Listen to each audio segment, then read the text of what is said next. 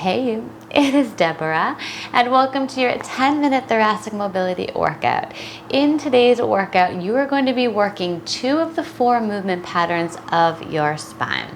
The first is spinal extension. That's where you bring length into your spine, ultimately creating more space in between each vertebrae.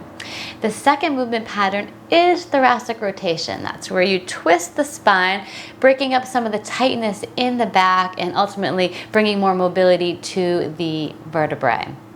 We have 3 moves, 1.5 minutes per move. We're going to do one side and then the other on each move, and then we just have a 1-minute warm-up to help prep the spine to make sure that all the other moves can be as effective as they need to be able to help you honestly improve your thoracic mobility, improve the spine, the health of your spine, and hopefully eliminate some back pain. You don't need any equipment, and we're just going to go ahead and get started. So come on down to your mat. We're going to begin in a belly down position with our hands right by the base of our ribs, right next to our heart. Toes are going to be pressed down onto the mat. I want you then to also tone your glutes. I don't want you to overly squeeze them, but bring some tone into them and pull your abs up off the ground all the way to your pubic bone and then up the entire spine so you can protect the spine with your abdominals, all right? Good work. The first move is just some COBRA extensions where we press into the ground and lift on up and down. When we lift on up, I don't want you to compress the vertebrae in your lower back. It's very important not to do that. We are working spinal extension, so I want you to create space in between the vertebrae. This is where the abdominal work comes in to help protect your spine, all right? And that's about it. We're just gonna go ahead and get started and have some fun today while we loosen on up. That's good. There we go. So, I don't want you to move into your fullest extension yet. This is why we are doing a warm-up. So take the time to keep your abdominal engagement as you feel the condition of your spine today, because every day the spine feels a little bit different. That's absolutely fine. You might be tighter today, you might be looser today. We're all at different spots, so become super aware of how your body is feeling today so you can meet your body where it's at. Good. We got this. Up. As you loosen up more, you might go a little bit higher. Good. 10 seconds left. Lift up. Press into the base of your knuckles where the fingers meet the palms of your hands. Good. You might feel a little work in your arms. That's okay. All right, now we're gonna extend one arm out in front of us, turn the hand inwards, lift the other one up, and then rotate your head towards it. All right, and we're gonna come down, lift on up, extend the arm on up, and twist. Coming back down. Good, so this is our first move here. This is bringing both spinal extension into the back, but cervical rotation in the upper spine. Good. Lift up and twist. Whew. I do feel a little tight today, not gonna lie. I can feel the pull of my left hip on my right arm, which is absolutely common. You'll notice that the opposite hip will pull on your opposite arm, which will certainly impact rotation for you. So if that is happening for you, just become aware of that. Maybe don't go as deep. Good. Lift up and down.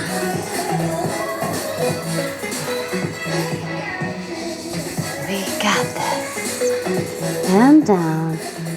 Lifting on up.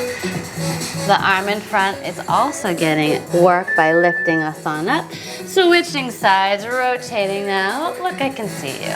You're doing great. Notice you might be tighter on the side. I feel tighter on the side. So maybe you do, maybe you don't. Something I do want to call attention to is if you are somebody that has a more predominant lower back curve, you have to be more careful when you come into extension because you're more apt to dump the weight into the lower back, collapse those lower back vertebrae, and ultimately cause you more pain instead of helping you alleviate any pain. If that's the case, I don't want you to lift as far. Don't come up or go as deep into your extension.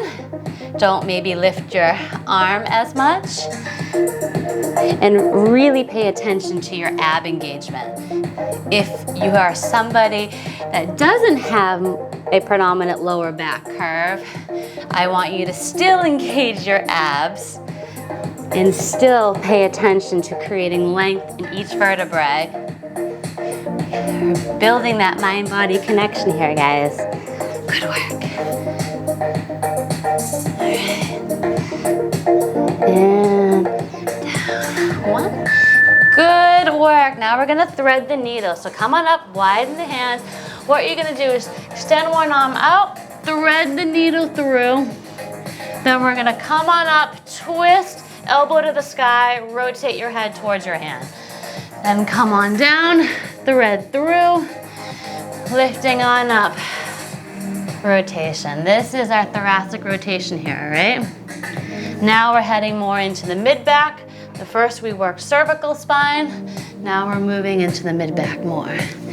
And you'll notice the lumbar spine, we don't really twist because guess what? The lumbar spine is not designed to twist. It's designed more for stability, which is why we work lumbo-pelvic stability to help bring stability into the hips and the pelvic region.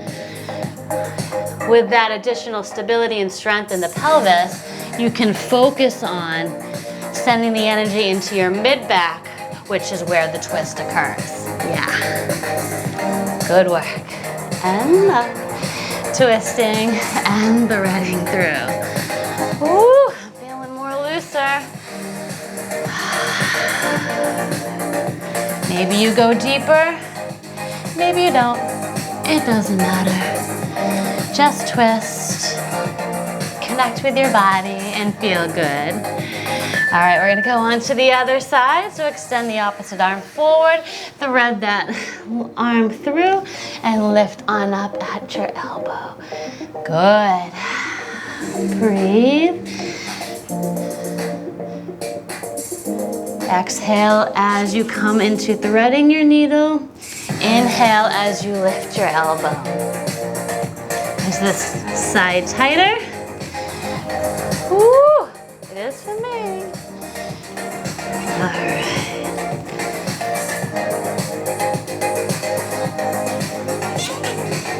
So, just because we work thoracic rotation and spinal extension, in order to also help you alleviate any back pain you might have, whether that be from herniated discs, say that's what your spine doctor or your physical therapist diagnosed you with, we also do have to pay attention to those hips. So I put together a free 30-day pelvic stability challenge that's going to help bring that lumbo-pelvic stability into the lower back, helping you strengthen your hips. And if you want access to that, I'll leave that information in the description below. You also can check out any of my other hip mobility workouts to help alleviate yourself and feel more freer. All right, let's come on over to our backs. In this position, bring the knees on up to a 90-degree bend. Hands can be by the sides. We're just gonna rotate. I'm actually gonna bring my arms up like this. So just rotating to one side. I want you to think about that ab engagement because there is going to be lift and strength that required from your abdominals. Flatten your pelvis as much as you can so that the lower back comes as close as it can to the ground. If you're somebody with a more predominant lower back curve like myself, the lower back may not actually touch the ground. So what you have to do is be super tuned into your lower abdominals.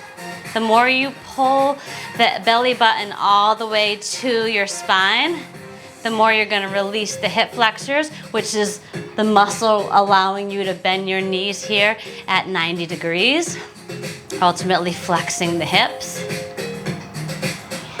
So with this twist, you might notice now that you're a little bit more looser, you are being able to go deeper, which is the key.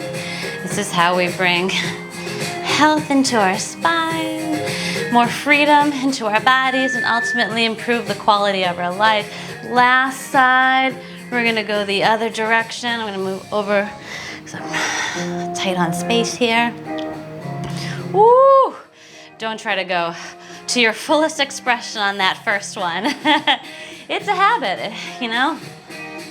You wanna think that you're ready to go deeper when you have to work up to that. Guilty as charged here.